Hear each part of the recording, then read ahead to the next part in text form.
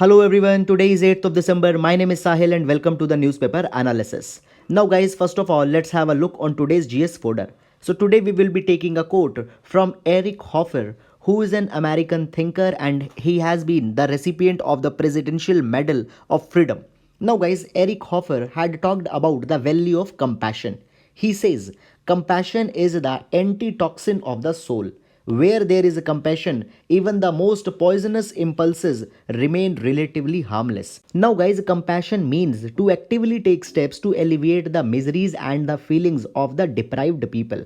Now, when we talk about compassion, compassion has been called as the foundational value of the civil servants and has been mentioned very clearly into the GS paper number 4. So guys, please do utilize this particular thing into the GS paper number 4. So that's it. And now let's take the newspaper analysis. Now guys, first of all, let's take the overview of the articles that we will be taking up today. Guys, this first article has been taken from the Business Standard and it is talking about the IRDAI's response with respect to the mandating insurance.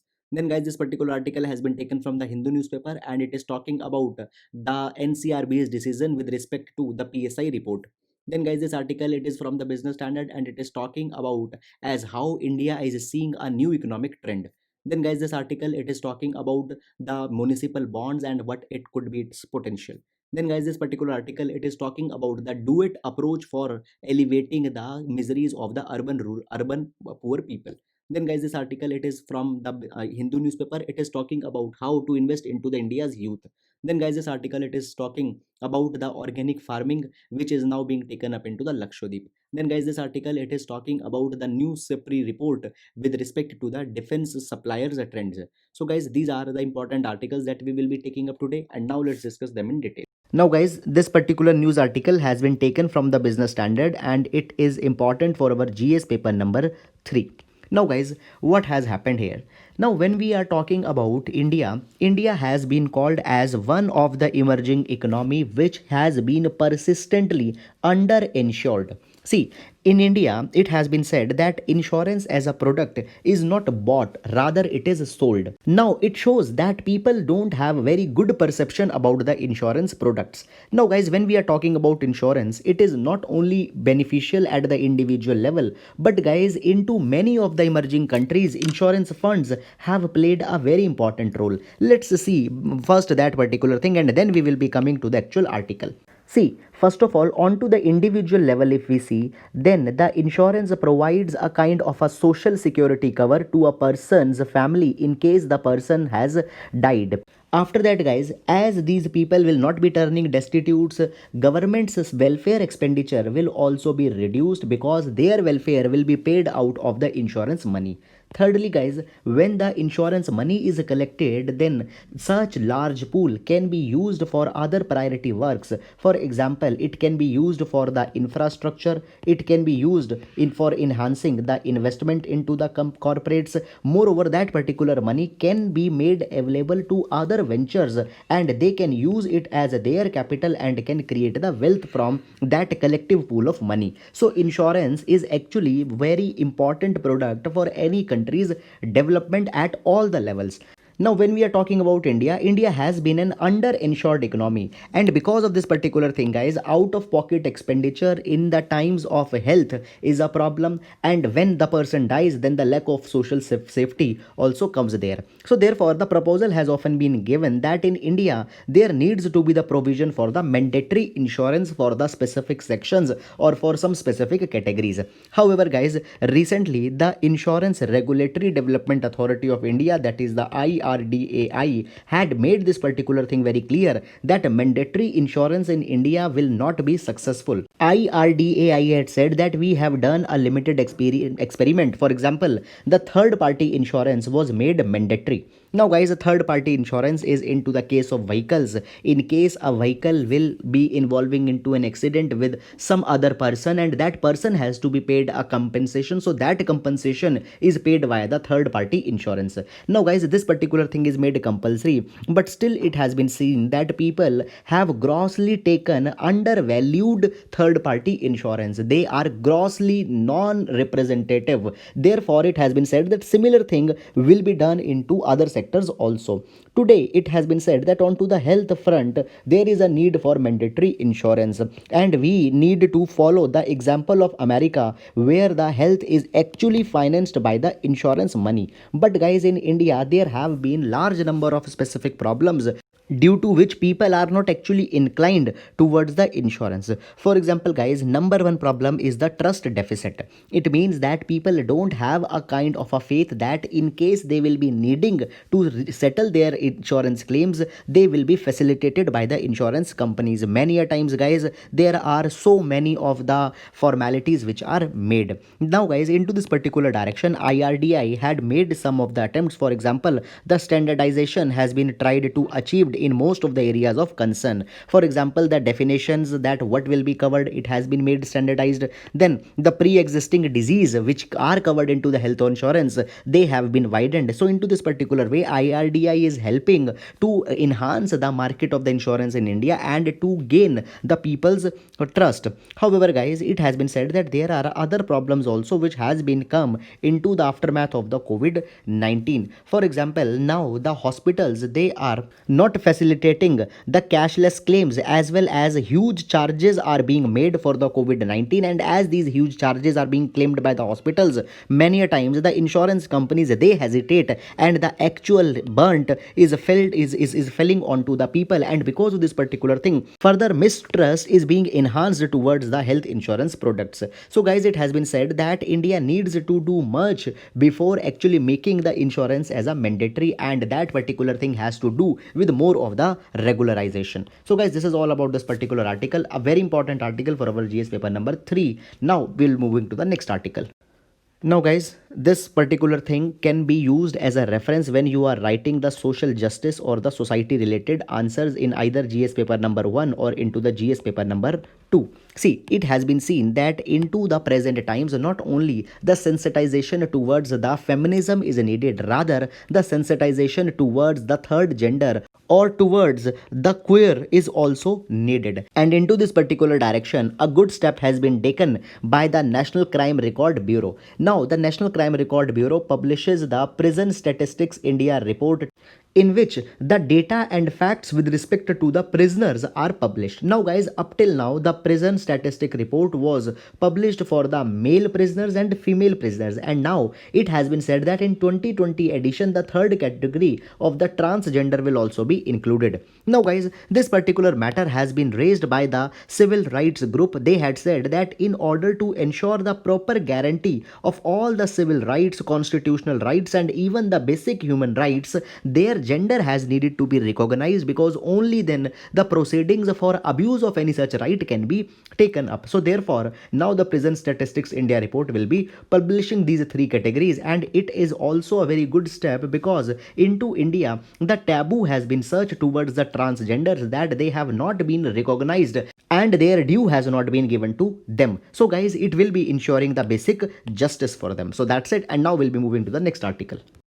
Now, guys, this particular article has been taken from the Business Standard, and it is important for our GS paper number 3, as it is talking about the emerging trends into the labor market of India. And see, as we have seen into the past, the questions has been asked on to such kind of themes only. For example, guys, you might have heard about a very popular theme that after the 1990s, India had seen a jobless growth. So into this particular light, these kind of data are very important. Now, guys, we have taken up the data from the Center for Monitoring Indian Economy, and it is a very prestigious source for the Indian economy related data. Now, guys, CMI had published the Consumer Pyramid Household Survey, and into this particular survey, a strange relation has been identified. See, if I tell you, around the month of November, the employment was just 393.6 million, which was actually 2.4% lower than what was in November 2019. Now, obviously, this particular fact is very much natural that the employment is going down because the COVID-19 pandemic has been there. Now, guys, there is one strange connection which is coming, that even the number of people who are looking for the employment, their number is also going down. Guys, when in the November data of 2020 is seen, then there were 2.4 million less people than October 2020, just a 1 month ago, who are actually looking for the job. Now guys, let's see some basic facts. See, first of all, there is the labor force. Now labor force includes those people which are willing to work or which are actually working. Then there is the workforce. Workforce includes only those people who are actually engaged into any kind of employment. So whenever we are talking about the people who are employed, they constitute the workforce. When we talk about the people who are seeking the work, they are called as the labor force. Now guys, in order to be a labor force, there needs to be certain parameters. Number one, you should be interested into the job and you are also willing to do the job. Now any person who is not neither interested nor willing, he will not be the part of the labor force also. Just take your example. Suppose you are preparing for the IAS examination, and even if the job is offered, you will not be taking it. So neither you are the part of labor force nor you are part of the workforce. Now guys, let's come back to the article. See, this particular data is indicating that the workforce in India is decreasing because the jobs are not there. This data, it is indicating that even the labor force is decreasing. It means that what had happened in India, two things are going down: employment as well as unemployment. It means people are now not even interested into the work, or not they are searching for the work, because now the people are made to work for the pittance. It means that the minimum wage that is being given, the work conditions that are being given, people don't want them, and even they are preferring to stay completely unemployment out of the labor force of India. Now this particular thing is very problematic because guys, you might be knowing that we are having one of the largest demography and one of the largest young population into the world, and if they will not be employed, then guys, you know that number one, it might lead to many of the social problems, because these people will be involving into the antisocial kind of entity and activities. Secondly guys, it has been called that India is seeing a golden window which will be continued till 2040. Now this golden window is just because of the demographic dividend, and if the labor force and workforce continuously it will shrink, how that demographic dividend will be reaped. So guys, this is all into this particular direction and a very important trend. Please keep it in your mind. So that's it. Now we'll be taking up the next article. Now guys, this particular article, it is talking about the municipal bonds which have again become very much popular. And guys, into GS paper number 2, the finances for the local level government, as well as for GS paper number 3, it is a very important article. See, first of all, why presently we are talking about it? Because the Lucknow Municipal Corporation had just announced that they will be raising 200 crore rupees via the municipal bonds. Now guys, first of all, let's understand that what are the municipal bonds. So municipal bonds, they are the long term debt instruments, which simply means that any municipality which wants to carry up some infrastructure work, or which wants to carry some of the upgradation to any of their ongoing existing infrastructure, they will just be asking the common people that okay, they give them money as a loan, and the guaranteed interest payments will be given to these people. So these are the municipal bonds. Now guys, recently the 8 cities have invited the municipal bonds. So therefore this particular year municipal bonds have been much into the news. Now guys, into this particular direction, you can see that the Amravati, which is being developed as the new capital, it has also floated a 2000 crore rupees municipal bond, and similarly the Lucknow had also raised the bond. Guys, in India, Ahmedabad was the first city which raised the municipal bond in 1990, and in 2019 also it raised the municipal bond for the 5th time. See, municipal bonds are actually a lucrative kind of instrument, because for the long term at the low interest rates and a continuous supply of money can be taken up by the municipality. Now guys, you know that in India it has been said that the cities are the engine of growth, and as these cities are in the engine of growth, they need to carry a kind of a sustainable infrastructural development and a sound urbanization. But this is also a fact that guys, municipalities, they are not generating any kind of their own revenue, because in India it has been seen that the major sources of revenue which could be for municipalities such as the property tax, they have been very poorly developed. So into this direction, the municipal bond becomes a viable source of money. Now guys, if we see into the municipal bonds, some of the directions have also been given by the SEBI, that is the Security Exchange Board of India. Now it has been said that only those municipalities can launch the municipal bond which are not having any history of defaulting in the previous 1 year. After that guys, it has been said that the municipality should have positive net worth into the last 3 years. It means that into last preceding years their asset size has just increased and not has decreased. Moreover guys, their municipal entities, their directors, their promoters, they should not be into the willful defaulter list of the RBI. Now guys, just giving you one little bit extra information. Willful defaulter is that person who had raised money for some purpose but used it for some other purpose. Other definitions are also there, but please keep this into your mind. This is the major distinction. So they are the willful defaulters. So on to these three conditions, if it is met, then the municipalities can raise the municipal bond. Now guys, the Ahmedabad municipal bond of 2019 was appreciated and it was taken up by the people into more enthusiasm, because it raised that whatever money will be there, it will be used into the green infrastructure building as well as for the green projects such as the cleaning of the rivers and all such kind of thing.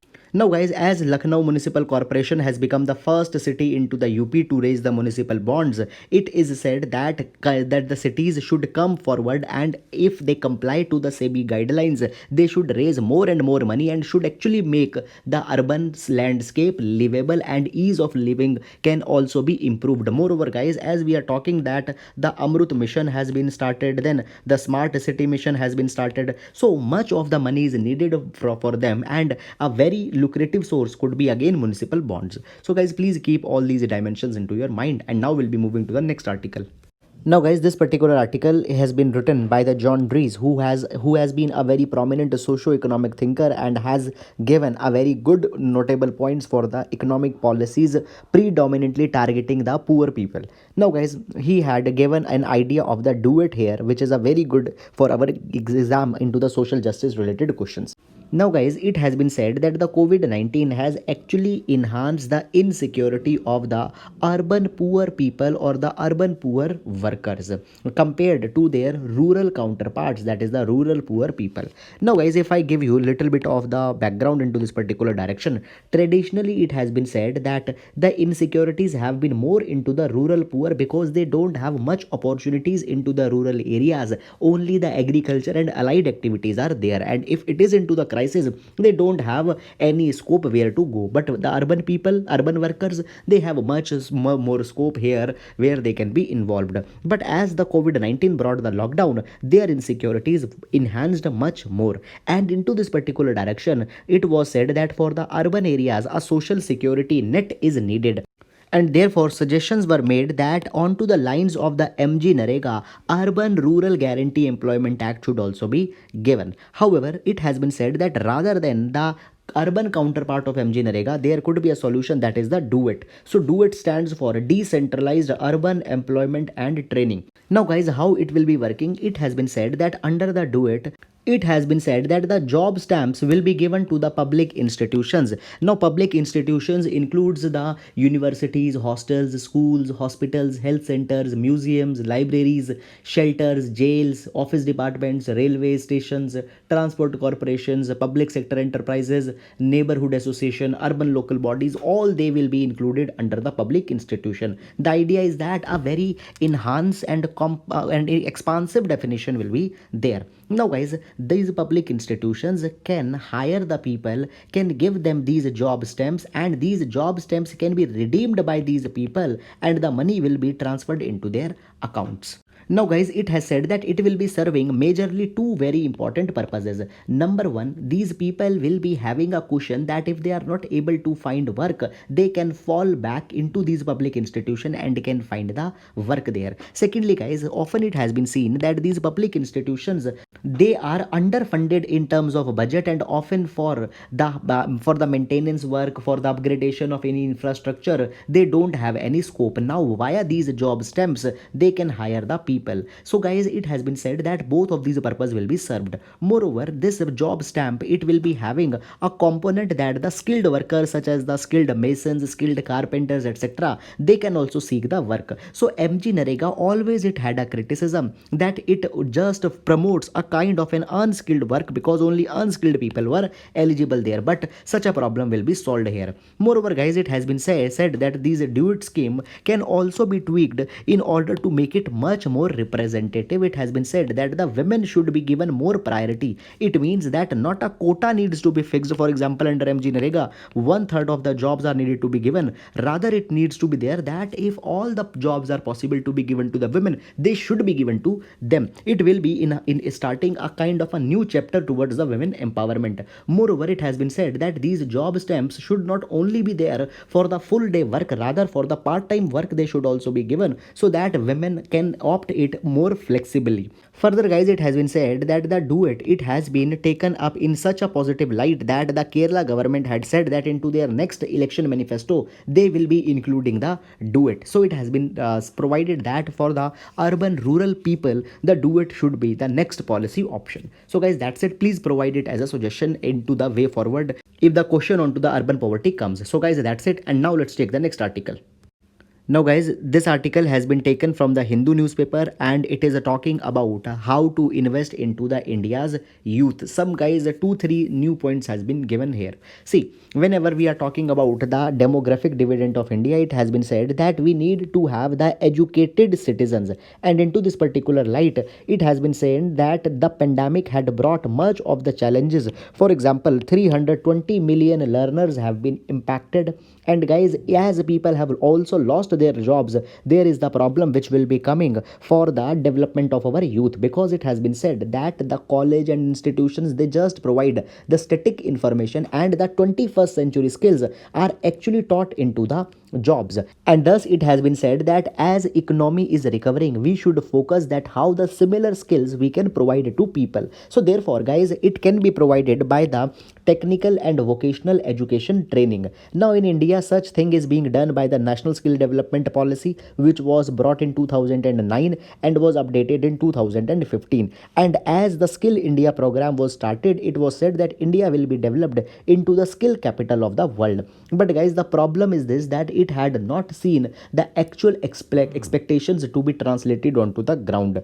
Guys, according to the recently released UNESCO's State of Education Report 2020, it has been said that there are some of the challenges. Number one, there is a lack of aspiration into the people, because guys, into the skill development, the skills such as the carpentry, masonry work, tailoring, etc., they are being promoted, and people don't have a very positive attitude towards that thing. They just see it as a kind of a stigma, and therefore they are not taking up the skills.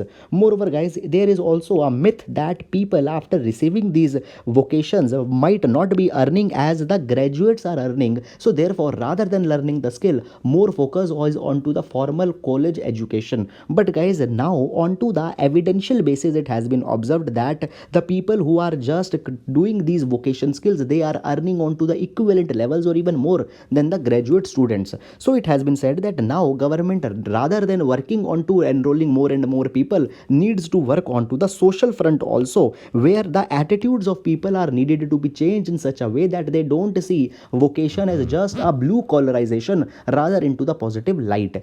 Guys, even the new education policy 2020, which has recently been announced, there it has been said that by 2025 at least 50% of the learners should be given some of the vocations. And into the schools, it has been said that after the grade 6 onwards, students should be motivated that they should join the vocations. So guys, it has been said that just now not the physical enrollment is needed, but the sensitization of people is also needed. So guys, just that's it, and now we'll take the next article. Now guys, this particular article has been taken from the Hindu newspaper and it is important for our GS paper number 3 under the marketing of the food produce. Now guys, it has been announced by the government that into the Lakshadweep only organic farming will be carried. Now, when we talk about Lakshadweep, guys, there are huge plantations of the coconut, and guys, around 10 crore coconuts are processed into the Lakshadweep, which is a very big number. Now, guys, when we are talking about Lakshadweep and such coconut production, by giving it an organic tag, will be serving two purposes. Number one, it will be seen more into the positive light by the people, and secondly the export potential of such coconuts will increase, and guys, even the income realization for the farmers, it will also be enhanced, which will be giving them a better lifestyle.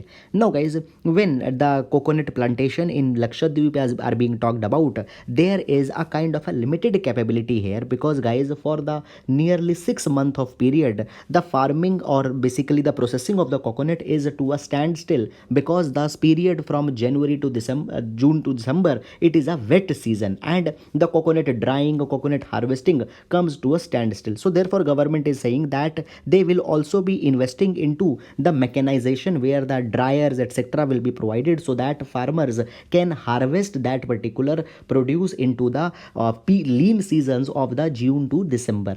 Further, it has been said that a common brand name will be built for the Lakshadweep produce, so that they can even further target the markets in a better way. So guys, a very good initiative has been taken. So that's it. Further, guys, you can provide as a way forward that the similar kind of cluster approach for the different products into the different parts of country should be taken up. For example, if we talk about the Jammu and Kashmir, the saffron or the jaffran is a peculiar product, so there such cluster we can made, and into the similar way for the oranges, for the betel nuts, such kind of things should be taken up. So that's it, and now we'll be taking up the next article. Now, guys, here we can see that the Stockholm International Peace Research Institute, the SIPRI report has been announced, and in this report, the statistics or data with respect to the arms sales are provided. Now, guys, as per this particular report, it has been said that US has been the largest seller of the arms and weaponries, and 61% of the sales are carried by the US, whereas onto the number 2 position, the China is there. After that, guys, it has been provided that for the first time a company from the West Asia has also made into the top 25. So it is Edge, which is a group of 25 defense entities, and it is from the United Arab Emirates, UAE.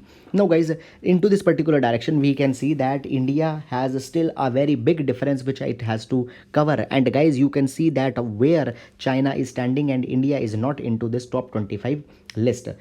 So guys, here we can provide that as a way forward. We need to build the capacities for the DRDO and the specialized entities such as the Hindustan Aeronautical Limited. We need to involve into the foreign collaborations with the Europe, Russia, US, because guys, it can also be seen that now India, by the way of diplomacy, not only needs to enhance their economic concerns, but into the strategic direction also India needs to move. So guys, that's all for the articles today. Guys, I hope that you are liking our initiative. Guys, please do support the initiative. Thank you so much.